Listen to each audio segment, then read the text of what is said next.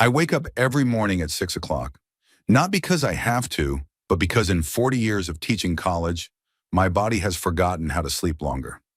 Now at 74, even without an alarm clock, I open my eyes at 6 sharp, and every time, for a split second, I think Catherine is still lying next to me.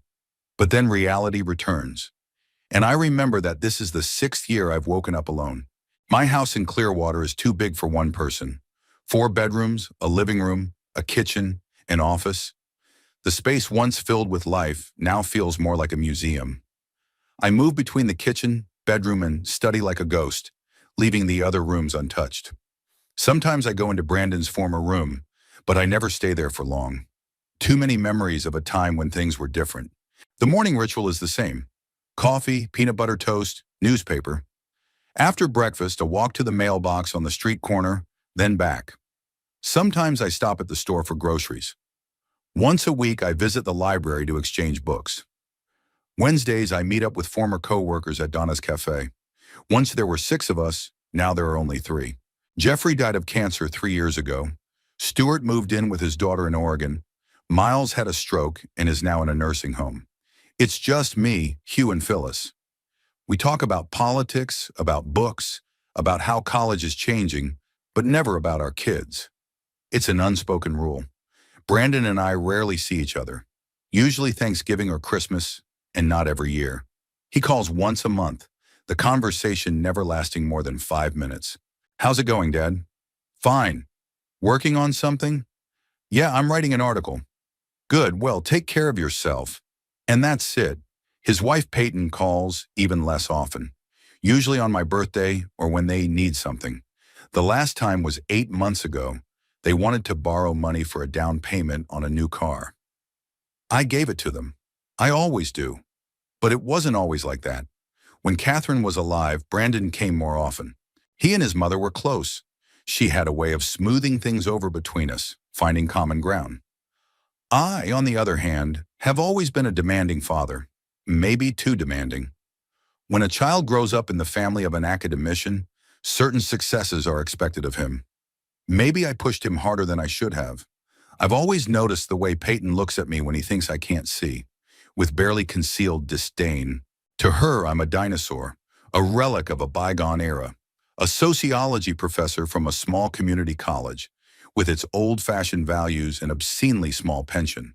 Not like Peyton's parents, successful dentists with a practice in an upscale Tampa neighborhood. I see my grandchildren even less often than I see my son. Cassidy was only 5 years old when Catherine died, and Ashton was barely 3. They've grown almost a foot since then, and I only know this from photos on social media. Brandon posts pics of the kids every week, but he never brings them to me. I don't know what Brandon tells them about me. They probably think they have a strict and boring grandpa who does nothing but read books and grumble, and maybe they're not so far from the truth. Sometimes on particularly quiet evenings, I look through old family albums. Here's Brandon on his first bike. Here's Catherine and I at his high school graduation. Here's his wedding to Peyton. He's glowing, and I'm smiling strainedly. I sensed even then that this woman was going to distance him from us even more. And I was right. It was raining that night when they showed up unexpectedly on my doorstep. A fine, nasty rain, typical of November in Clearwater. I was just making tea when I heard a knock at the door. It was insistent, impatient, the kind of knock that comes from people who need something, not people who are visiting. Opening the door, I saw Brandon, drenched and nervous. Behind him stood Peyton, holding the kids' hands. Cassidy was wrapped up in a jacket that was too thin for the weather, and Ashton was clutching his teddy bear tightly to his chest, as if it would protect him from something terrible. "Dad," Brandon started, not looking me in the eye. "Can we come in?" I stepped aside silently, letting them into the house. Peyton glanced around the hallway, and I saw her lips quiver a little, either from the cold or from contempt for my humble abode. "Kids, say hello to Grandpa," she said in the tone that trainers used to command circus animals. Cassidy hesitantly raised her hand in greeting. Ashton hid behind his mother's legs. "Hey, guys," I said, trying to smile. "Haven't seen you guys in a while. You've grown up." "The kids need to change," Peyton interjected. "Do you have any towels?" I pointed to the bathroom. Peyton took the kids out, and Brandon and I stayed in the hallway. What's wrong? I asked bluntly. Brandon nervously brushed his wet hair back. Nothing bad, Dad. On the contrary, we, we have an amazing opportunity. I waited silently for him to continue. Brandon always started mumbling when he was about to ask for something substantial. Remember Wesley Norris, my classmate? He works for a major multinational company now. He does financial transactions in Southeast Asia. And well, Brandon took a deep breath. He asked Peyton and I to take on a new project. In Singapore. Singapore, I repeated. Yeah, it's an amazing opportunity, Dad. It's a once-in-a-lifetime opportunity. We could triple our annual income. Maybe even more. I nodded, waiting for him to get to the point. The problem is, Brandon lowered his voice, glancing toward the bathroom. The problem is that it's pretty sudden. We have to fly out as early as next Wednesday. And the accommodations there are, well, you know, Singapore's an expensive city. We'll have to live in a small apartment for the first time, a studio, and the kindergarten's there. To make a long story short, you want to leave the kids to me, I finished for him. Brandon looked at me with relief, as if the hardest part of the conversation was over. Yes, just for a few months, Dad. 6 months tops. Just until we get settled in and find the right school for Cassidy and daycare for Ashton. As soon as things settle down, we'll take them back to our place. At that moment, Peyton and the kids came out of the bathroom. They were already in dry clothes. Apparently, they'd changed into something they'd brought with them. So the visit had been planned. They knew I'd go along with it. What are you guys talking about? Peyton asked with feigned casualness. About you going to Singapore, I answered. Brandon was just explaining that you need to leave the kids with me for a few months. Not for a few months, Peyton said quickly. 6 months at the most. And we'll call every day, by video link. Right, kids? Cassidy and Ashton were silent, staring at the floor. I doubt they knew what they were talking about. Dad, I know this is a big ask, Brandon continued, but you're retired. You have a lot of free time. And this really is the chance of a lifetime. We'll leave money for their upkeep, Peyton added with the tone of a businesswoman making a deal, and all the necessary paperwork for school and medical care. I looked at the grandchildren. They stood quietly, too quiet for kids their age, especially Ashton. I remembered him as a fidgety kid who couldn't stay still for a minute. Now he looked depressed and scared. Narina, do the children know about your plan? I asked. Of course, Peyton answered quickly. We've explained everything to them. They realize it won't be for long. Right, kids? Cassidy nodded uncertainly. Ashton held the teddy bear tighter to him. What if I say no? I asked, looking directly at my son. Brandon looked like I'd slapped him. Dad, these are your grandchildren. I thought, we thought you'd want to help. Help, I said again. You mean replace your nanny for 6 months? No, it's not, Brandon argued, but there was no conviction in his voice. This is a chance for you to spend time with your grandchildren. Get to know them better. And Peyton's parents. Why didn't you go to them? Peyton pressed her lips together. Mom has back problems, and Dad's too busy at the clinic. You know what their practice is like. Yeah, I did. One of the most prestigious dental clinics in Tampa. That's why they couldn't afford to be distracted by their own grandchildren, unlike an old retired guy like me. I shifted my gaze to the kids. They looked so lost, so vulnerable. And I thought of Catherine. What would she do in my shoes? The answer was obvious. Okay, I said, and Brandon exhaled in relief. But I have conditions. Sure, Dad, whatever you say. First, I want an official power of attorney to make decisions about the kids. Medical, educational, anything. If anything happens, I should have the legal right to act on your behalf. Brandon exchanged a quick glance with Peyton. Sure, that's reasonable. What else is there? Secondly, the money. I want you to transfer a fixed amount each month into a special account, and I'll account for the spending. We were going to keep the money anyway, Peyton said with a little irritation. Not keep it, but transfer it regularly, I clarified. And third, I want a clear schedule for your calls. Not whenever you can, but at specific times on specific days. Kids need stability. Brandon nodded. Okay, Dad, we'll get everything organized. Right, Peyton? Peyton gave a strained smile. Of course we will. I'll get all the paperwork ready, in the meantime. She looked at her watch. We gotta go. We still have a meeting with the real estate agent. We need to figure out what to do with our house while we're gone. You're leaving the kids now? I wondered. If I could, Brandon nodded. We have so much to do before we leave. This way the kids will get used to it. And we brought all their stuff. He pointed to the minivan parked in front of the house. So, there are suitcases of clothes, toys, Cassidy's school supplies. I looked at the kids. They stood huddled together, silent and scared. Okay, I said after a pause. I'll help you bring the stuff in.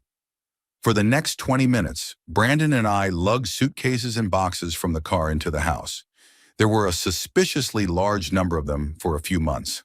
Peyton was sitting in the living room with the kids during this time, saying something quietly to them. When I entered the room with the last box, she was just hugging Cassidy. Be good kids, obey your grandpa, and we'll see you soon, she said with a smile. But I could hear the falseness in her voice. Ashton started crying, clinging to her dress. Mommy, don't go, he sobbed. I want to come with you. Honey, we talked about this. Peyton gently unhooked his hands from her clothes. Mommy and Daddy have to go to a faraway country, and you're going to stay with Grandpa. It'll be fun, won't it, Edwin? I nodded, not trusting my voice. Brandon hugged the kids awkwardly, patting them on the backs as if he were saying goodbye to unfamiliar neighborhood kids. Don't get bored here without us, and don't give Grandpa any trouble, he said with a strained smile. And so they left, leaving me with two frightened children in a living room filled with suitcases and boxes. Ashton was still crying, tucked into his teddy bear.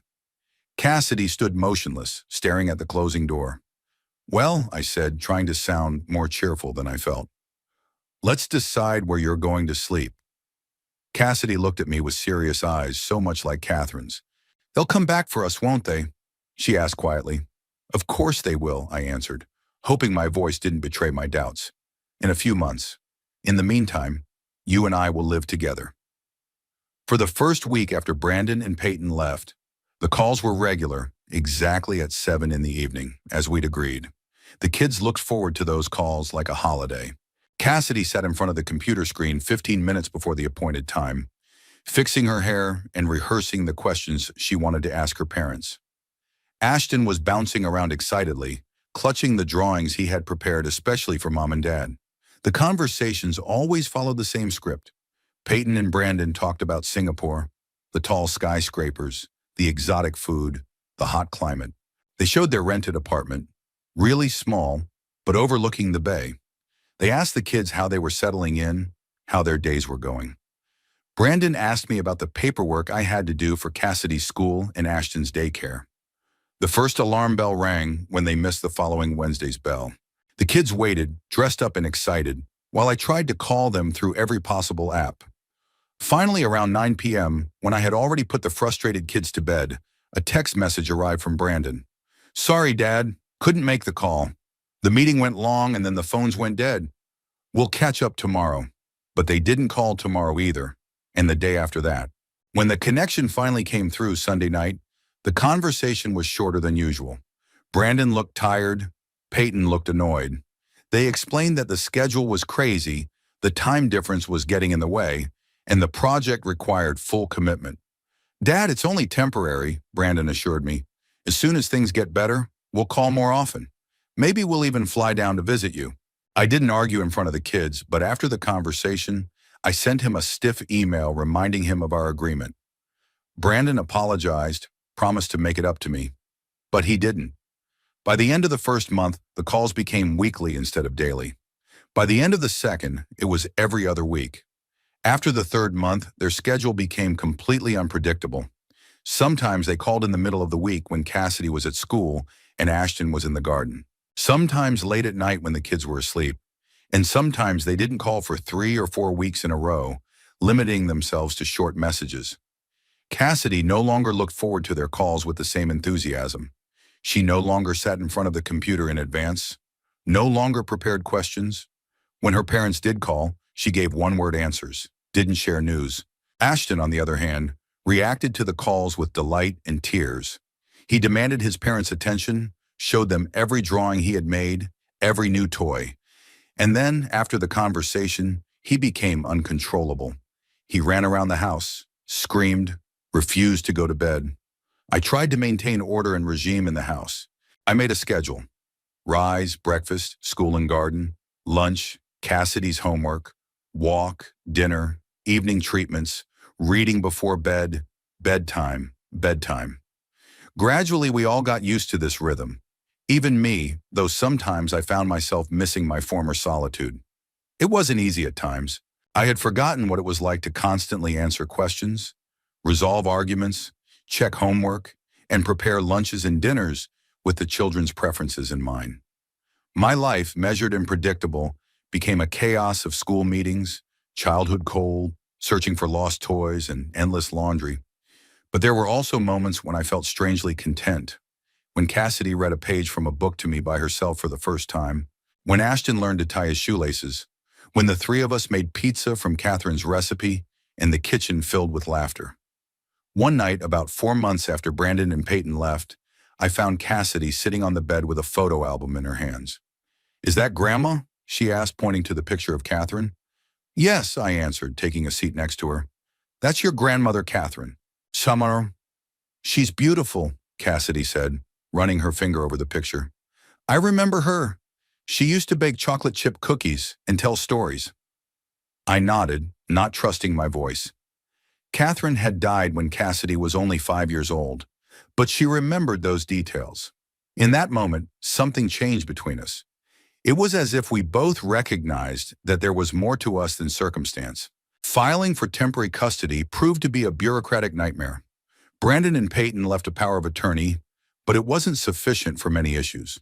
I contacted a lawyer specializing in family law. He explained that for full temporary custody, additional documents signed by the parents were needed. When I contacted Brandon about this issue, he sounded annoyed. "Dad, we've already talked about this. You have power of attorney." "It doesn't cover everything, Brandon. The school requires more paperwork, and health insurance too." "I can't believe you're bothering me about little things like this," he sighed. "I'm in meetings around the clock. I barely sleep. And I'm here raising your children," I said sharply. "And I need those documents. If you want, I can contact your lawyer directly." In the end, they signed all the necessary papers and sent them by courier, without a single call to the children at that time. To my surprise, when it came time to enroll Cassidy in a new school and Ashton in kindergarten, the staff was sympathetic to the situation. Apparently, cases of grandparents raising grandchildren are not that uncommon in Clearwater. Cassidy was placed in 2nd grade at Sandy Lane Elementary School, a 10-minute walk from our home. She was quickly integrated into the learning process, though she remained quiet and withdrawn from her classmates. Her teacher, Ms. Woodley, a young woman with kind eyes and infinite patience, said Cassidy is a very smart girl, but she has trouble opening up to other children. "She often sits alone at recess," Ms. Woodley told the parent-teacher meeting.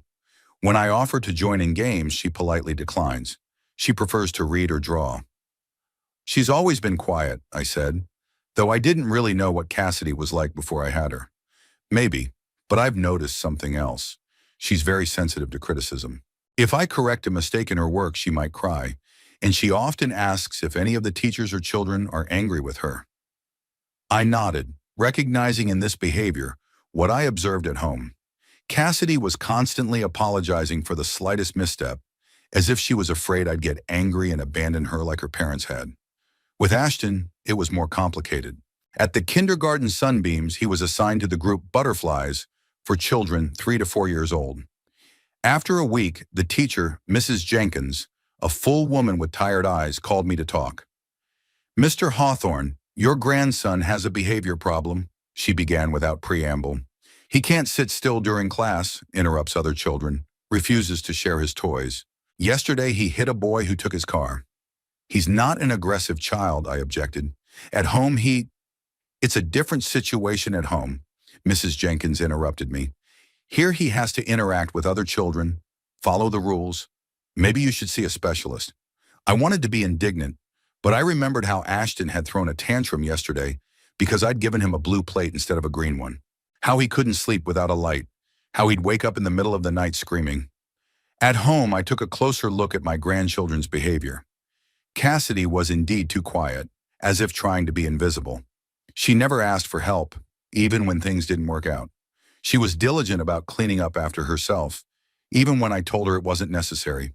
She often mentioned mom and dad in conversation, but without emotion, as if she were talking about characters in a book, not her own parents. Ashton tossed between the extremes of endless activity and complete apathy. He could spend hours building towers of cubes and then in a rage destroy everything if one piece fell wrong. He refused to eat certain foods, not because of taste, but because of color or shape.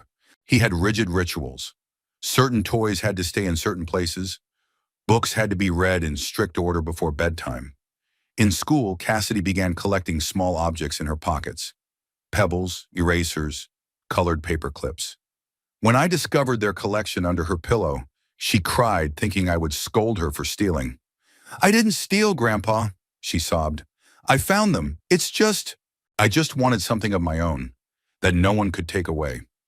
I hugged her and promised her that I would never take anything away from her, that this house was her home now too, that she could feel safe. Ashton was hiding in the closet at this time, refusing to come out. It was his response to conflict to find a small, tight space and hide there. Sometimes he would sit like that for hours until I lured him back in with the promise of ice cream or a new picture book. Eventually, I decided to seek professional help. Cassidy's school had a psychologist, Mrs. Ramirez, who specialized in childhood trauma. After several meetings with the children, she invited me in for a conversation.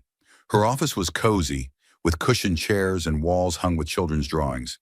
Mrs. Ramirez, a middle-aged woman with shrewd dark eyes, offered me tea. "Mr. Hawthorne, I've been talking to your grandchildren," she began as we settled in with our cups, "and I have some observations I'd like to share." I nodded, preparing for the worst. "Cassidy and Ashton show classic signs of emotional trauma associated with abandonment," she said bluntly. "Children whose parents suddenly disappear from their lives, even if it's temporary, often develop certain defense mechanisms." "Which ones?" I asked, though I guessed the answer. "Cassidy tries to be the perfect girl. She's afraid that if she does something wrong, she'll be abandoned again. This manifests itself in being overly neat, trying to please adults, avoiding conflict." She paused. "And she also accumulates objects, creates a kind of reserve for a rainy day. It's a reaction to uncertainty about the future." I remembered the collection of change under Cassidy's pillow and felt my heart clench. "What about Ashton?" "Ashton's reaction is different, but also typical. He oscillates between trying to get attention at all costs and self-isolation. His aggression, hyperactivity, and tantrums are ways of testing how strong his relationship with others is. 'If I'm bad, will you leave me too?' is the question he asks with his behavior." I remained silent, digesting the information. "Mr. Hawthorne, may I ask how long have the children's parents been gone? And how regularly do they keep in contact?" I told her everything: the sudden departure, the gradual fading of contact, the recent infrequent phone calls. "I suspect that the children were experiencing emotional neglect even before the parents left," Mrs. Ramirez remarked after a pause. "These patterns of behavior are not formed in a matter of months." I remembered how Peyton interacted with the kids, formally without warmth.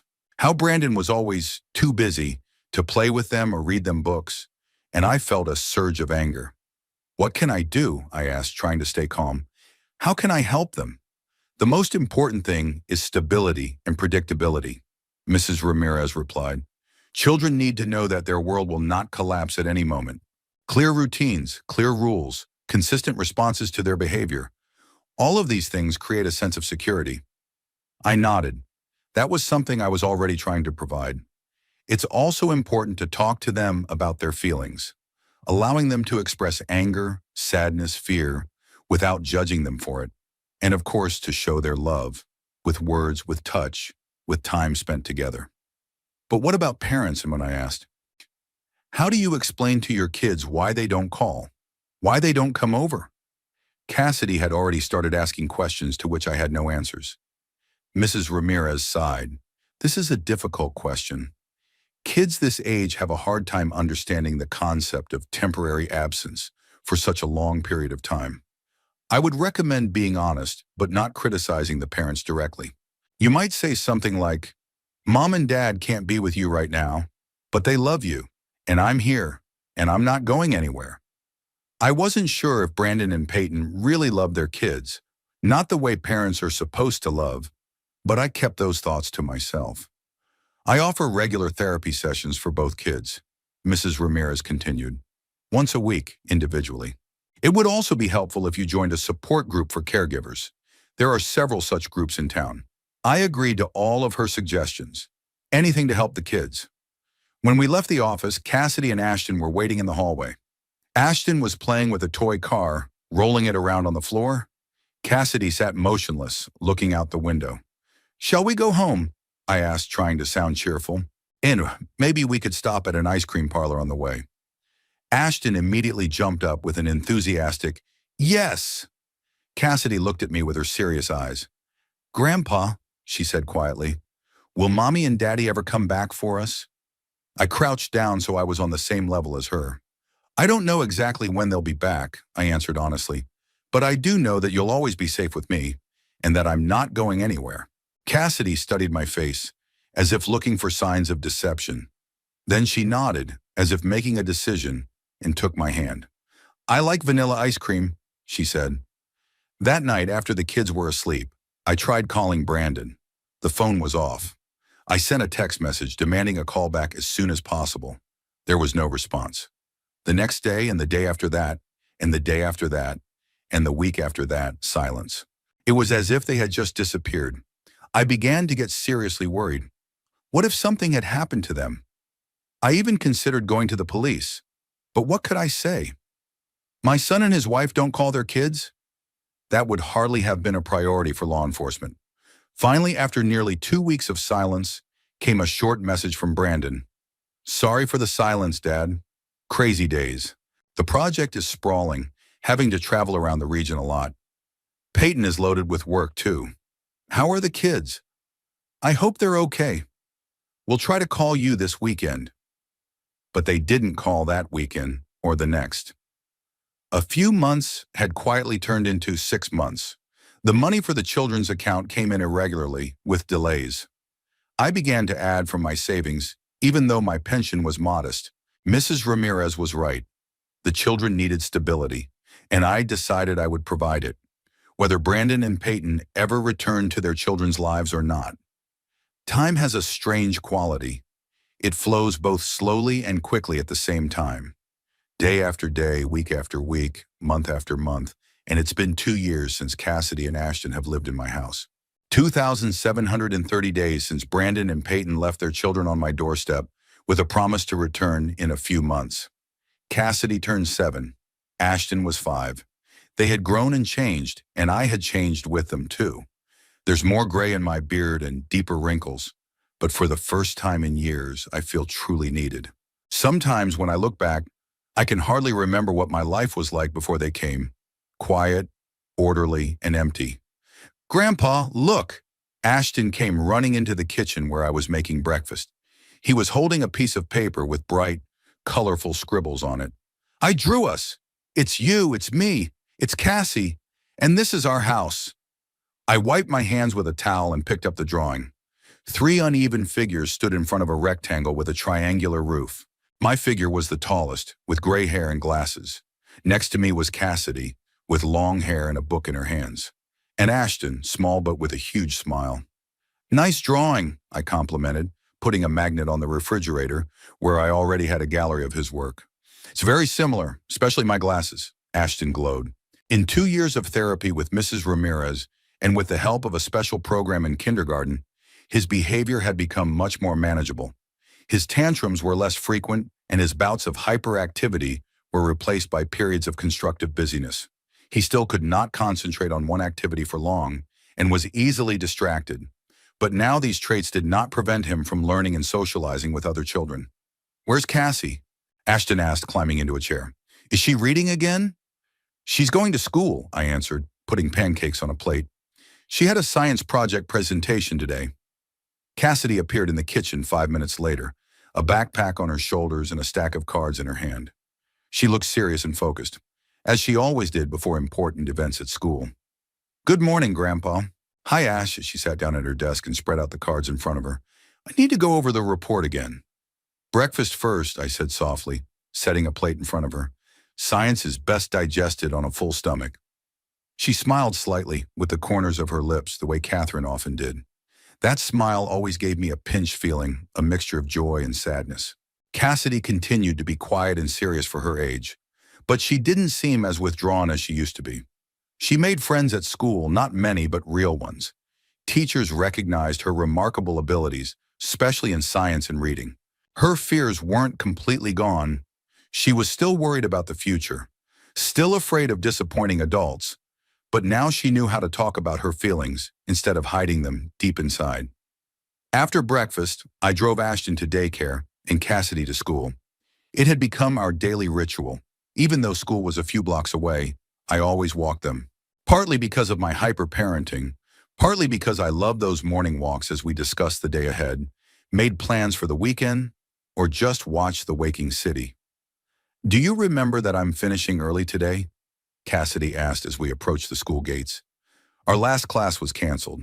"I remember," I nodded. "I'll meet you at 2:30. And we'll go to the library?" "Sure, like we agreed." She smiled wider. A real smile, and gave me a quick hug before running off to her classmates. I stared after her, feeling a surge of pride and tenderness. Who would have thought that at 76 I would feel more needed and important than ever before? When I got home, the first thing I did was check my email.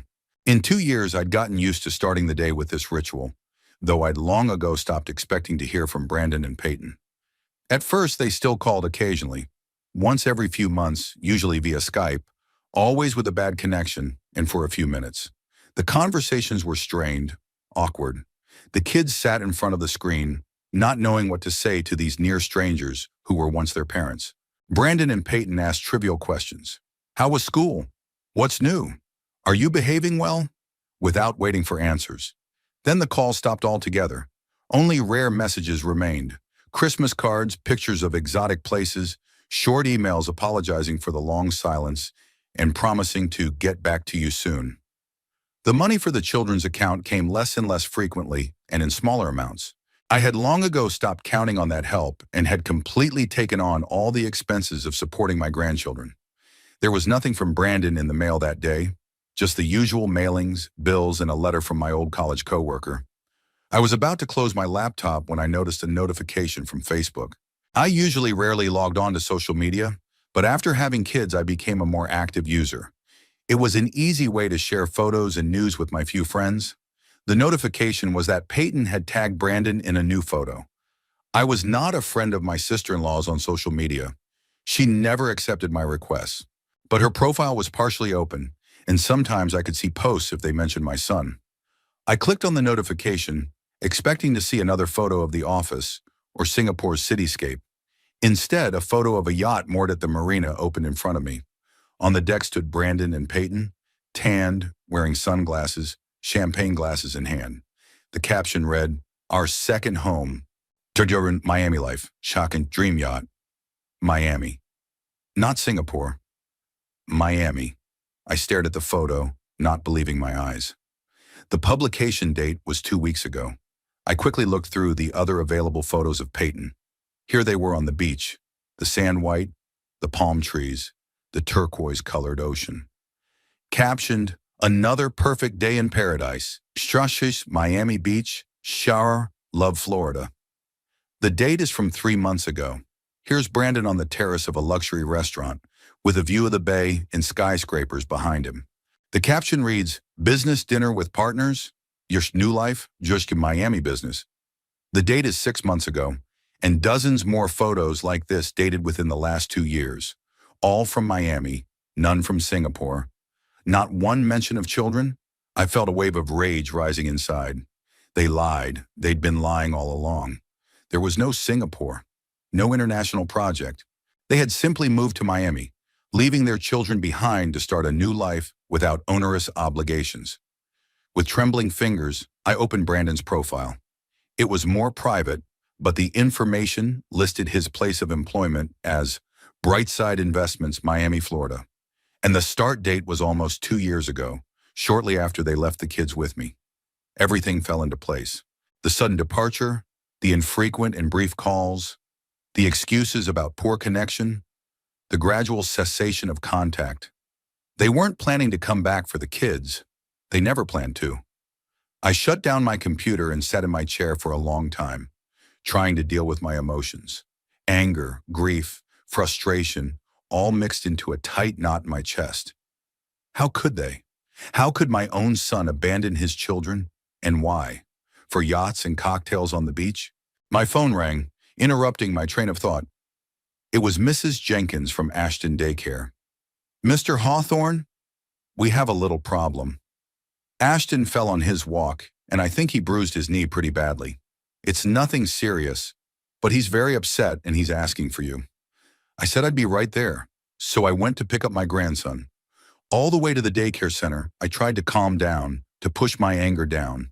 Ashton shouldn't have seen me like that. When I arrived, he was sitting in the medical office with a Band-Aid on his knee and eyes swollen with tears. When he saw me, he rushed toward me. "Grandpa, I fell. There was a hole here, and I didn't notice it, and I fell. And it hurts a lot." He spoke quickly, choking on his words. "Will you take me home? Please, Grandpa." I picked him up in my arms, feeling little arms wrap around my neck. In that moment, my anger at Brandon and Peyton mingled with a boundless love for this little man, so desperately in need of protection and care. "Of course I will, buddy," I said, pulling him tighter against me. "Let's go home and treat your knee with ice cream. It's the best cure for all bruises." On the way home, Ashton had calmed down and was talking about his day in the garden, about his friends, about the new toy the boy from the older group had shown him. I listened, half listening, still thinking about what I had learned. When we got home, I set Ashton up on the couch with ice cream and cartoons, and I called Cassidy's school to warn her that we wouldn't be able to meet her at 2 hours and 30 minutes as agreed. "That's all right, Mr. Hawthorne," said the secretary. "Ms. Woodley said she could walk Cassidy to the library since you were going there, and then you can pick her up from there." I thanked her for her help, and after making sure Ashton was comfortably seated, went back to the computer. I needed to learn more. I spent the next hour researching Brandon and Peyton's social media accounts, and any friends I could find. The picture was becoming clearer and more depressing. They had actually moved to Miami almost immediately after leaving the kids with me. Brandon took a job at an investment company started by a former classmate of his. Peyton started working at a real estate agency specializing in luxury properties. Judging by the photos, their life was full of parties, traveling, expensive restaurants, and new acquaintances. Not once during all this time did they mention children. Not one picture of Cassidy or Ashton. Not one post about how much they miss their little ones. It's like Cassidy and Ashton just ceased to exist in their world. In one of the photos, I noticed a comment from someone named Lauren, apparently Peyton's coworker. "You two are the epitome of my couple goals. Free, successful, enjoying life. So glad you were able to start with a clean slate." Start with a clean slate? Abandoning my kids to start with a clean slate. I closed the laptop, feeling physically nauseous. How could they? And how had I not seen this before? All the signs were there. Their reluctance to contact the kids, the excuses, the gradual disappearance from Cassidy and Ashton's lives. I should have realized it sooner. The phone, I couldn't leave him and go after Cassidy. "Please tell her I'll pick her up from the library in an hour as planned." "Of course I will," Mrs. Ramirez replied. "But there's something else. While I was talking to her, she mentioned that she'd been thinking about her parents a lot lately, asking why they don't call, why they don't write. I thought you should know about it." I thanked her and hung up, feeling the anger rising up inside again. What am I going to tell Cassidy? That her parents chose yachts and cocktails over their own children? That they were starting over by erasing their son and daughter from that slate? I glanced over at Ashton, who was peacefully watching a cartoon, clutching a spoonful of melted ice cream in his fist. He was so trusting, so open to the world, despite everything he'd been through. Like Cassidy, who kept hoping her parents would remember her, come back, take her in. In that moment, I made a decision. I will not allow Brandon and Peyton back into the children's lives, only to abandon them again. I would not let Cassidy and Ashton go through another betrayal. I had to protect them, even if it meant coming into conflict with my own son. While Ashton watched the cartoon, I called my attorney, Harris Bloom, who was helping me with the temporary custody arrangement. "Harris, I need your help," I said without preamble. "I want to get permanent custody of my grandchildren, and I want to start the process as soon as possible." Harris was silent for a few seconds before answering. Edwin, we're talking about terminating the parental rights of your son and his wife. That's a big step. Are you sure? More than sure, I answered firmly. I have proof that they willfully abandoned the children and lied about their intentions. They live in Miami, not Singapore, and they have had little contact with the children in 2 years. I understand your outrage, Edwin, but courts are reluctant to strip parents of their rights, especially if there is no direct evidence of abuse. Sukram. Emotional neglect is a form of abuse, I countered. I have reports from a child psychologist that confirm that children suffer from abandonment trauma. And I can prove that Brandon and Peyton lied about their reasons for leaving. Harris sighed. Okay, Edwin, let's meet tomorrow and go over all the details. I'll see what we can do. But be prepared that this could be a long and painful process. After talking to the lawyer, I drove to the library to pick up Cassidy. She was sitting at a table in the children's section, immersed in a book. When I approached, she looked up, and I saw relief in her eyes. Grandpa, are you all right? Where's Ashton? She immediately started packing her things. We're fine, dear. Ashton hurt himself a bit in the garden, so I couldn't come to school to pick you up. He's at home now, watching cartoons and eating ice cream. Ice cream? There was a slight indignation in her voice. Before dinner? I smiled. Sometimes Cassidy acted like a little adult, caring as much about rules and routines as I did. Special circumstances, I explained. Knee injuries can only be treated with ice cream. It's a scientific fact. She rolled her eyes but smiled. We left the library and headed for the car. Grandpa, Cassidy said suddenly as we were on our way home, do you think Mom and Dad will ever come back for us? I gripped the steering wheel tighter, trying to keep a calm expression on my face. I don't know, honey, but you know what? We're doing just fine as it is, right? You, me, and Ashton, we're a real family. She nodded, looking out the window. I don't want them to come back anymore, she said quietly, almost in a whisper. I like living with you. I felt my heart clench with pain and love at the same time. And I love living with you, I replied, barely containing my emotions. More than anything. That evening, after the kids were asleep, I sat down at the computer again. I saved every picture and post of Brandon and Peyton I could find, evidence of their deceit and neglect. Then I wrote a long email to Harris, describing the whole situation in detail. I didn't know how this fight would end.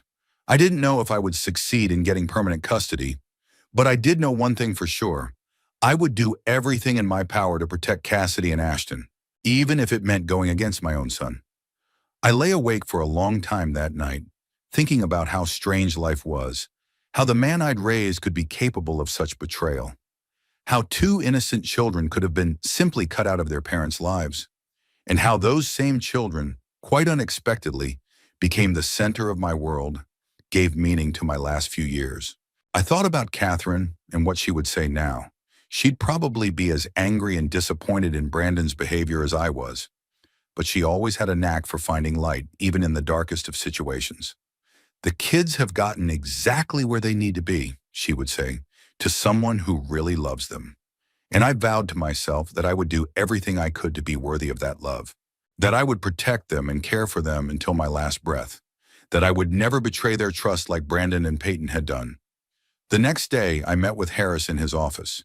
We had a long discussion about all the legal aspects of the case. The odds weren't bad, all things considered, but the process could take a long time and require a lot of effort. Are you ready for this, Edwin? Harris asked at the end of the meeting. At your age, taking full responsibility for 2 children for many years is a huge commitment. I looked at the picture of Cassidy and Ashton I always carried in my wallet. They were smiling into the lens, happy and carefree, the way all children should be. I've never been so sure of anything, Harris, I replied. These kids are my family, and I would do anything to keep them with me. That same day, we filed for permanent custody. The long and complicated legal battle for my grandchildren's future began. 5 years is a lifetime when it comes to children. Cassidy turned 12, Ashton crossed the 10-year mark. I look at their pictures, arranged chronologically around the house, and I can't believe how fast they've grown, how they've changed, and how I myself have changed. At 81, I am a very different person than I once was. A pensioner, a former sociology professor, a widower. All these definitions now seem secondary. What matters is who I am now. Cassidy and Ashton's grandfather, their guardian, their protector, their mentor, their family. The fight for permanent guardianship proved to be long and grueling, just as Harris had warned. Brandon and Peyton hired expensive attorneys who tried to argue that I was too old to raise children, that I didn't have enough money, that not having a mother was negatively affecting the grandchildren's development. They presented retroactively signed documents that they had allegedly planned for the children to stay with me temporarily, that the delay was due to force majeure. But the truth was on my side. The psychologist's reports on the children's progress, the teacher's testimony, the medical records confirming their improved emotional and physical health all spoke in my favor. And most importantly, the children themselves. When the judge spoke to Cassidy privately, her words, according to Harris, left no stone unturned from the opposing side's arguments. After nearly 3 years of litigation, I finally got permanent custody of my grandchildren. Brandon and Peyton were granted limited visitation rights, once a month, supervised by a social worker. They never took advantage of them. 2 more years have passed since then. We lived our lives, created our traditions, built our futures without them. The children no longer asked about their parents, no longer waited for their calls. It was as if they had resigned themselves to the fact that there was only one adult in their lives on whom they could rely, their grandfather. "Grandpa, have you seen my blue binder with the calculations?" Cassidy flew into the kitchen where I was making breakfast. Her long dark hair was in a slick-back ponytail, and she was wearing thin-rimmed glasses. She'd started wearing them about a year ago, when she'd started having vision problems. "Chef de turn. I need to finish my physics project, and the folder's missing." "Look in my office, on the bottom shelf," I said, flipping pancakes. "I saw you leave some papers there last night." Cassidy slapped her forehead. "That's right. I was checking the refraction angle calculations." She gave me a quick peck on the cheek. "Thank you, Grandpa. You're a lifesaver." She scurried off to the study, and I continued making breakfast, smiling. Cassidy grew into an amazing girl. Smart, responsible, enthusiastic. She was the top student in her class, especially shining in science and math. Her teachers predicted a great future in engineering or physics, yet she remained caring and sensitive.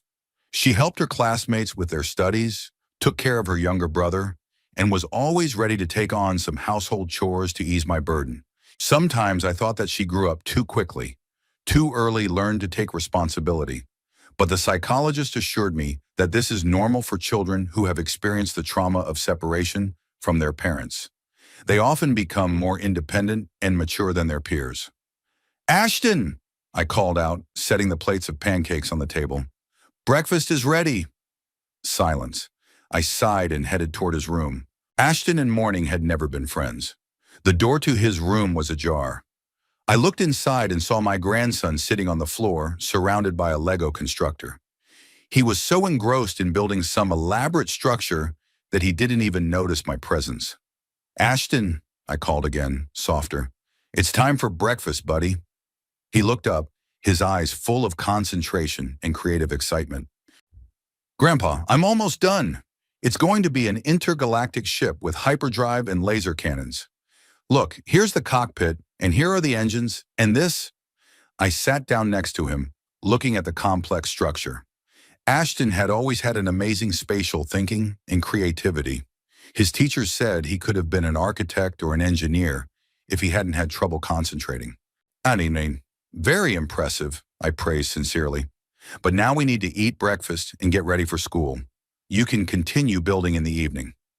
Ashton sighed with the drama of a 10-year-old boy. "Okay, but I'm almost done with the main module. The ship isn't going anywhere," and I assured him. "But the pancakes are getting cold. And by the way, they're your favorite today, chocolate chip." That argument proved decisive. Ashton gently put away the construction parts and stood up. "Do you have your meds today?" he asked, heading for the door. I smiled. Typical Ashton, my mind jumping from pancakes to my blood pressure medication. "Yeah, I already took my morning meds," I replied, following him into the kitchen. "Don't worry." "I'm not worried," he brushed it off. "I'm just checking in." Cassidy says you forget sometimes. Cassidy was already sitting at the table, scrolling through her clipboard. I didn't say that, she said, keeping her eyes on the screen.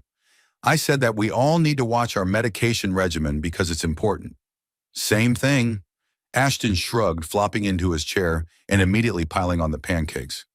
I sat across from the kids, watching them eat breakfast. Ashton ate quickly and sloppily, constantly distracted by stories about schoolwork or new ideas for designs. Cassidy methodically cut up her portion, carefully dicing each slice and eating slowly while continuing to read something. So different, and both so related. Ashton was diagnosed with ADHD, attention deficit hyperactivity disorder, 3 years ago when his concentration and behavioral problems at school became too obvious. I remember being afraid of the diagnosis, reading about it nightly, worrying that I wouldn't be able to cope, that I wouldn't have the strength and patience at my age. But gradually we learned to live with it. A combination of therapy, special classes, structured routines, and, at sometimes, medication helped Ashton learn to control his impulses and focus on tasks. He remained energetic and creative, but he was no longer the unruly child who ran around the house, unable to find a place to go. He still had his rough days at school when his concentration slipped and sitting still became unbearable. But the teachers had learned to work with these kids, and I had learned to recognize when Ashton needed a break, a change of activity, or just a chance to release his energy. I have band practice after school today, Cassidy reminded me, finishing her orange juice. Swordham, Miss Donovan said we'd be preparing for the spring concert. I'll pick up Ashton after school and then we'll come get you. How's the violin learning going? Cassidy's face brightened. Violin was her new passion. She had started about a year ago when the school organized a small orchestra. Miss Donovan says I have a good ear, and I've almost mastered Brahms' Lullaby. Would you like me to play it tonight? Sure, I smiled. I'm always ready to be your grateful audience. Ashton grimaced. Just don't make me listen. My ears almost fell off last time. Ashton! Cassidy was outraged. I'm not that bad. Grandpa says you should always tell the truth, Ashton countered nonchalantly. And the truth is that you sound like a cat that's been stepped on. I intervened before the situation turned into a full-blown argument. Ashton, your sister is just learning. All great musicians are beginners. And Cassidy, don't take criticism so personally. Practice makes perfect. Morning squabbles were commonplace in our house, as in any family with children of different ages and temperaments. But they never lasted long or left a bitter residue. The children learned to get along with each other, to support each other in times of need, to protect each other from outside threats. They were not just brother and sister. They were allies, comrades in misfortune, who together survived the betrayal of their parents and together built a new life. After breakfast, the usual morning hustle and bustle began, finding the right textbooks, checking homework, reminding me to change my shoes and eat lunch. Despite my age, I tried to maintain an active rhythm of life. Of course, there were days when my joints ached more than usual, when fatigue set in sooner than I would have liked. But I didn't let myself succumb to age. The kids needed me, and that was the best incentive to keep myself in shape. I drove them to school every day, even though Cassidy had already suggested riding the school bus myself. Why do you need to exert yourself too much, Grandpa? She'd said. But for me, these trips weren't stress. They were joy, a chance to be together a little longer, to listen to them talk, to learn about their plans for the day. When the kids left for school, I came home and went about my daily chores. Laundry, cleaning, dinner planning. Once a week, I had an au pair, Mrs. Patterson, an energetic widow my age, come to help with the heavier chores, but I preferred to do most of the housework myself. It gave me a sense of control over my life. At lunchtime, I usually met up with friends at Donna's Cafe, a tradition I kept for many years. Hugh and Phyllis were still in attendance, although they too had aged noticeably. We discussed politics, books, and local news, but now I often talked about my grandchildren, Cassidy's success in science and music, Ashton's creative projects, and amusing incidents from our family life. You've changed, Edwin, Phyllis said one day as she watched me show pictures of a recent school concert. I never thought you'd become so homely, I smiled, not taking offense at her remark. I didn't think so myself, but life is full of surprises. Happy surprises by the look of you, said Hugh. You look younger than you did 5 years ago. These children are clearly doing you good. He was right. Despite all the difficulties, worries, and anxieties of raising grandchildren, I felt more alive, more included in the world than I had at any time since Catherine's death. The children had given me a new purpose, a new raison d'etre, and most amazingly, they gave me a new family. In 5 years, we have created many traditions that have made our home truly ours. Sunday trips to the park where we fed the ducks and had picnics, movie nights on Fridays with the obligatory pizza and popcorn, reading together before bed. Even Ashton, despite his age, still loved it when I read him books, though they were no longer children's stories, but adventure novels and science fiction. Every summer we took a little trip, usually to the Gulf Coast, where we rented a cabin for a week and spent our days on the beach collecting shells, building sandcastles, and watching pelicans. Last year, we ventured farther afield for the first time, flying to the Grand Canyon where we spent an unforgettable week exploring the majestic scenery and listening to rangers talk about the geology and history of the place. At home, we have many new things that reflect the children's interests. Cassidy's telescope, which she used to study the starry sky. Ashton's collection of constructors, from which he built increasingly complex models. A music center, a library of new books. The walls, once hung only with academic diplomas and pictures of Catherine, were now covered with children's drawings, school awards, photos of our travels. Our life wasn't perfect. Life. There were days when Ashton threw tantrums over his inability to focus on his homework, when Cassidy withdrew into herself, reminiscing about her parents and wondering why they abandoned her, when I felt too old and tired to deal with all the challenges of adolescence and pre-adolescence. But we learned to overcome these challenges together. I enrolled in courses for parents of children with ADHD to better understand and help Ashton. Cassidy continued to see a counselor when she felt the need to talk about her feelings toward her parents. I monitored my health, took my medications, and did the exercises recommended by my doctor to stay in shape for as long as possible. One evening after a particularly good day, when Cassidy had gotten the highest grade on a science project and Ashton had been able to sit through an entire math class without distraction for the first time, we sat in the living room, each minding our own business. I was reading a new history book, Cassidy was practicing her violin, and Ashton was lying on the carpet working on another Lego model. Suddenly, Cassidy stopped and put the violin down. "Grandpa," she said seriously, "are you happy with us?" I looked at her in surprise. "Of course I am, dear. Why do you ask?" She shrugged, suddenly embarrassed. "It's just that you could live a quiet life, traveling, relaxing, going out with friends. Instead, you're stuck with us in our problems." "Hey," Ashton said indignantly, pulling away from his constructor. "I don't have any problems. Only if my new robot breaks down." I smiled and put the book down. "Cassidy, listen to me carefully. I'm not stuck with you. I'm living with you, and that's the best thing that's happened to me in a long time." "But isn't it hard for you?" she insisted. "Looking after us, cooking, helping with lessons." "Of course it's hard sometimes," I admitted. "But you know what's harder? Living without purpose, without meaning, just to exist day after day without feeling that anyone needs you." "We need you," Ashton exclaimed, running up and hugging me. "We really, really need you."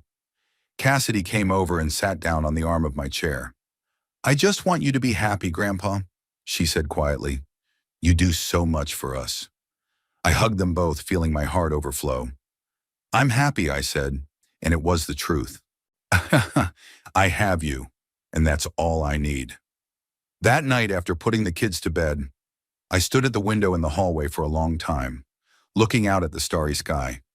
I thought about Catherine, about how proud she would be of our grandchildren, about Brandon and Peyton, who had given up the most precious thing they had, about the strange twists of fate that sometimes bring happiness through pain and loss.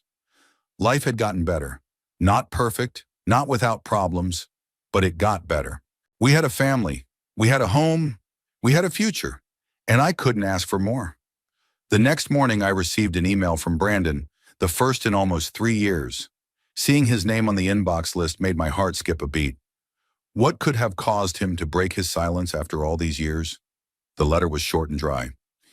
Dad, Peyton and I are moving back to Clearwater in 3 months. We'd like to get together and discuss some matters concerning the children. Let me know when it's convenient for you. No explanation, no questions about how Cassidy and Ashton were doing, no hint of remorse. I reread the letter several times, trying to figure out what was behind it. Why now after all these years? What's changed? And most importantly, what do they want from the children they abandoned long ago? I didn't answer right away.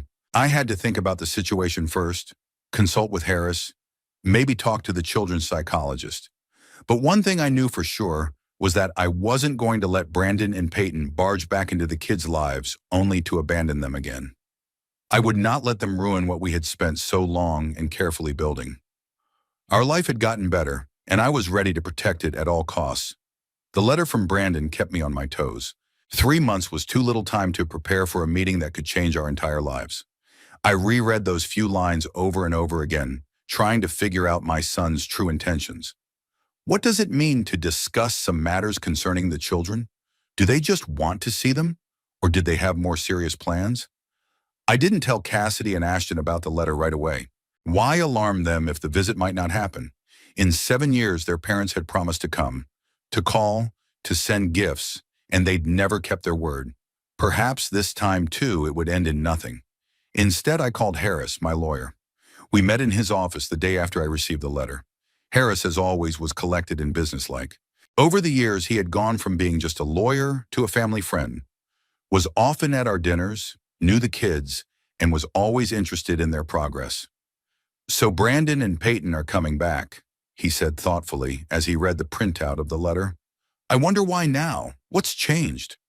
"That's what worries me," I answered, tapping my fingers nervously on the arm of my chair. Not one visit in 7 years, not one attempt to really connect with the kids. And now all of a sudden they're back. Why? Harris folded his arms, a gesture he always made when he was deep in thought. "You have permanent custody, Edwin. Legally, the children are protected. They can't just come and take them away. But they can petition for a custody review, right?" I asked, knowing the answer. Harris sighed. "Theoretically, yes. But they would have to prove that there had been a significant change in circumstances and that returning the children to their biological parents was in their best interest.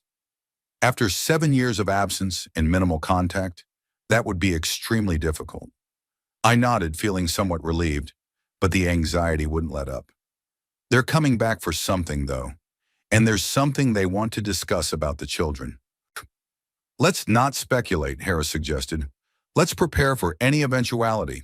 I'll run them through the databases, see if there are any court cases, debts, legal problems. In the meantime, respond to the letter, politely, neutrally. Find out more about their plans before you agree to meet." I followed his advice. That same night, after the kids went to bed, I wrote Brandon a short reply. "Glad to hear you're coming back to Clearwater. Of course we can get together. But before we set a date, I'd like to know more about your plans and what kinds of things you'd like to discuss." The reply came surprisingly quickly, the very next morning. Brandon was usually slow to respond to my emails, sometimes ignoring them for months at a time. This promptness only increased my anxiety. "Dad, we want to discuss the possibility of seeing the kids more regularly. The last few years have been difficult, but now we are ready to take on more responsibility. We're moving to Clearwater for good. Peyton has already looked at a house in a good neighborhood. I hope you will support our desire to rebuild our relationship with Cassidy and Ashton." I read the letter several times, trying to decipher the hidden meaning. More responsibility. What did that mean? Regular weekend meetings? Or do they want to renegotiate the custody agreement? And why did the difficult years suddenly end now? I forwarded the email to Harris and got a quick message from him. "Don't respond right away. I have some information. Talk to you tomorrow." All day I was on pins and needles trying to act normal in front of the kids, but they knew me well and sensed something was wrong. "Grandpa, you seem strange today," Cassidy remarked at dinner, looking at me carefully. "Is something wrong?" I tried to smile as naturally as I could. "Just a little tired, honey. Nothing serious." Ashton, who had always been more direct than his sister, frowned. "You've got a face like you're worried. Are you sick? Do you need to see a doctor?" I mentally cursed their powers of observation. Children raised in uncertainty often develop an almost uncanny ability to notice the slightest change in adult moods. No, there's nothing wrong with my health, I assured them. Just some minor adult issues. Nothing to worry about. They exchanged glances, the same silent dialogue that always happened between them in moments of uncertainty. Then Cassidy nodded, as if accepting my words, and changed the subject. But I knew they didn't fully believe me. The next day I met Harris at a coffee shop, not in his office, which was unusual. He looked preoccupied. Srahorli, Edwin, I've been making inquiries about your son and his wife, he said without preamble as soon as we were seated at a table in the far corner of the room. And the news isn't exactly encouraging. I tensed, preparing myself for the worst. How bad is it? Harris pulled a file folder out of his briefcase. Apparently their new life in Miami had gone downhill. The company Brandon worked for went bankrupt about 6 months ago. Its owners are being investigated for financial fraud. Brandon is not officially listed as a defendant in the case, but his name is mentioned in several depositions. I felt a chill go through me. Financial fraud? My son? What about Peyton? I asked, even though I already knew the news wasn't going to be any better. Peyton was fired from the real estate agency around the same time. The reasons are not officially stated, but there are mentions of violation of professional ethics. Harris paused. And there's more. Last year, she was detained by security at the Hard Rock Casino in Miami. No charges were filed, but according to my sources, it involved a large debt and a gambling ban violation. Gambling addiction? I couldn't believe my ears. Peyton? Looks like it. Harris flipped through a few pages in a folder. There's more. They sold their house in Miami 3 months ago, for well below market value, which usually indicates an urgent need for money. I leaned back in my chair, trying to make sense of what I'd heard. The picture was unpleasant. Financial ruin, possible problems with the law, gambling addiction, and the sudden decision to move back to Clearwater, close to the kids they hadn't thought about in years. Do you think they want to use the kids to somehow solve their financial problems? I asked bluntly. Harris shrugged his shoulders. It's only a guess, but the timing is suspicious. One more thing. I checked their social media. Over the past year, the number of photos of them together had dropped dramatically. Brandon had checked in at events alone, without Peyton, on several occasions. And 2 months ago, she removed his last name from her profile. Their marriage is falling apart, I said. Looks like it. Harris closed the file. Edwin, I don't want to scare you, but you need to be prepared. People in desperate situations sometimes make desperate decisions. If they're really on the verge of divorce with financial problems and possible trouble with the law, they may decide that children are a way to start over. I finished for him. Or to get some kind of benefit. Exactly, Harris nodded. Maybe they're counting on your help, or that being responsible parents will somehow improve their situation. I felt a wave of anger and fear rising inside me. 7 years they hadn't thought about the kids. 7 years Cassidy and Ashton had been learning to live without their parents, overcoming the trauma of abandonment, building a new life. And now that their own lives are falling apart, Brandon and Peyton suddenly remember their parental responsibilities? What am I supposed to do, Harris? I asked, feeling helpless for the first time in a long time. First of all, don't panic, he answered firmly. You have legal rights as a guardian. Second, I would recommend against agreeing to meet with them alone. Let the first meeting take place in my office, in my presence. I nodded, grateful for his advice and encouragement. But even with legal protection, I felt vulnerable. I was 81 years old. Despite my relatively good health, the courts could deem me too old to raise children, especially if their biological parents were suddenly zealous. I responded to Brandon's letter, offering to meet in 2 weeks at Harris's office.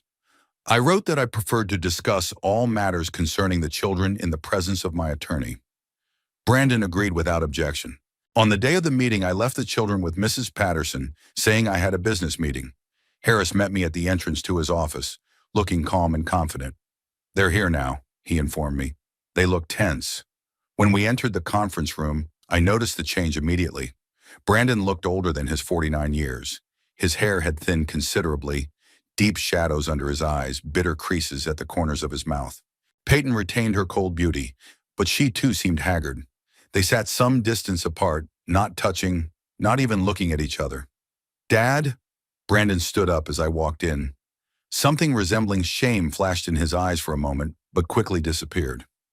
Thanks for agreeing to meet me. After the formal greetings, Harris asked exactly what issues they wanted to discuss. Brandon and Peyton exchanged a quick glance. Not accommodating, but rather wary. As I wrote, "We're moving to Clearwater permanently," Brandon began. "We're turning over a new leaf, and we want the kids to be a part of that new chapter. We want to rebuild the relationship," he continued. "Start with regular meetings, maybe on weekends. Gradually increase the time we spend together. And eventually we want them to come back to us," Peyton interrupted. Her voice sounded sharper than I remembered. "They are our children, after all." I felt the blood drain from my face. So, worst case scenario after all, they want to take the kids away. After 7 years away, after all the trauma that Cassidy and Ashton have suffered, they just want to take them back. "My clients have permanent custody of the children," Harris calmly pointed out. "The court's decision was based on the fact of a voluntary relinquishment of parental responsibilities on your part. In 7 years, you have made no meaningful attempt to participate in the children's lives." "We were overseas," Brandon quickly countered. "Singapore. The distance and the time difference—" "Please," I interrupted. "Don't. We know you've been in Miami this whole time." Brandon stopped talking. Peyton gave him an annoyed look. "Okay, we were in Miami," Brandon admitted after a pause. "But that didn't change anything. We couldn't see the kids much anyway, because of work and other circumstances." "What kind of circumstances?" Harris asked, making notes in his notebook. "And what has changed now, after 7 years of absence from the children's lives?" "Sharon, we realized our mistakes," Brandon finally said, "and we want to make things right, to give the kids what they deserve, a full family with a mother and father. I couldn't take it." "A proper family? After you abandoned them for 7 years? After never once coming over, even when Ashton was diagnosed with ADHD and needed support?" Brandon flinched as if slapped. Peyton remained unfazed. "Ashton has ADHD?" Brandon asked quietly. "I didn't know." "Of course you didn't know, because you never once asked," I replied bitterly. "You don't even know what grade Cassidy is in, what her hobbies are, what her dreams are." "We can catch up," Peyton interjected. "That's what time together is for. We've already bought a house in a nice neighborhood with big rooms for the kids." "For what kind of money?" I asked bluntly. "Marina Worm, as far as I know, you're both out of work right now." "And in debt." Peyton visibly tensed and Brandon lowered his eyes. "I don't understand what our financial situation has to do with us wanting to see our children," Peyton said coldly. "Directly," Harris replied. "The court always considers financial stability when determining the best interests of the child."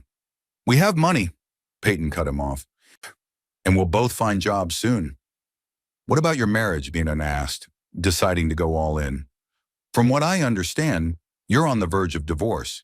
It was a random shot, based only on Harris's observations on social media. But judging by their reactions, they both straightened up sharply and threw hostile glances at each other. I'd hit the mark. "That's not true," Brandon said quickly. "We have a solid marriage. We've been together for over 15 years. I looked at them, really looked at them without anger or resentment, just assessing the situation. And I saw two desperate people whose lives were falling apart. People who were looking for a straw to grasp at. And that straw, by some twisted logic, was the children they had once abandoned." "Tell me the truth," I demanded. "Why did you need the children now, after 7 years of absence?" Silence. Then Brandon sighed. "Dad, I know how this looks, but we really want to make things right, to start over." "At the expense of traumatizing the kids?" I asked. "They finally have stability, a sense of security. And you want to ruin all that?" "We're their parents," Peyton exclaimed, slamming her palm on the table. "We have a right to our children." "Parents aren't just a biological connection," I countered. "Parents are the ones who are there every day, who help with homework, cure colds, comfort you after nightmares. You've only been parents on paper for the last 7 years."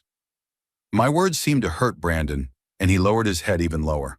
But not Peyton. She looked at me with cold determination.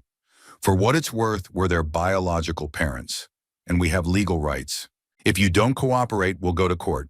Harris leaned forward, his voice professionally detached. "Mrs. Hawthorne, I urge you to think twice before threatening legal action. Given your long absence from your children's lives, your history with the casino in Miami, and your current financial situation, your chances of success are extremely slim." Peyton went pale.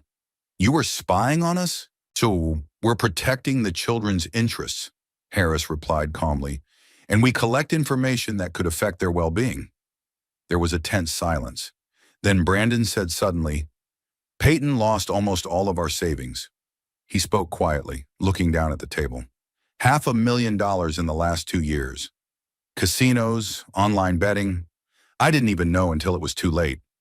"Brandon!" Peyton exclaimed. "Shut up!" "Gee." "No, Peyton." He raised his head, his eyes tired. "I can't lie anymore. Not to my father, not to my children, not to myself." He turned to me. "The company I worked for went bankrupt. The owner, my old friend Wesley, was running a scam on investors. I wasn't directly involved, but I knew enough to be an accessory. Now I'm under investigation, and I'm looking at a fine at the very least, jail time at the very most." "Shut the hell up, Brandon!" Peyton jumped up, her face contorted with rage. "You're ruining everything. You always do." "No, Peyton, you're the one who ruined everything," Brandon replied with sudden firmness. "Your bets, your lies. You're the one who insisted on leaving the kids and starting over. And look where that got you." Peyton grabbed her bag and headed for the exit. "I'm not listening to this, and don't think I'm going to let you take the kids without me." The door slammed behind her, and it was just the three of us. Me, Harris, and Brandon. My son looked broken, but at the same time there was a look of strange relief on his face, as if the weight he'd been carrying for years was finally beginning to lift. "I'm sorry, Dad," he said quietly, "for everything. I know that no apology will ever make up for what we did, but I really want to try to make it right, at least part of it."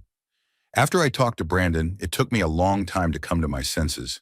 His admission that he and Peyton wanted the kids back, not so much out of love, but because of their own problems, shook me to the core. Although I had suspected something like that, hearing the truth out of my own son's mouth was painful.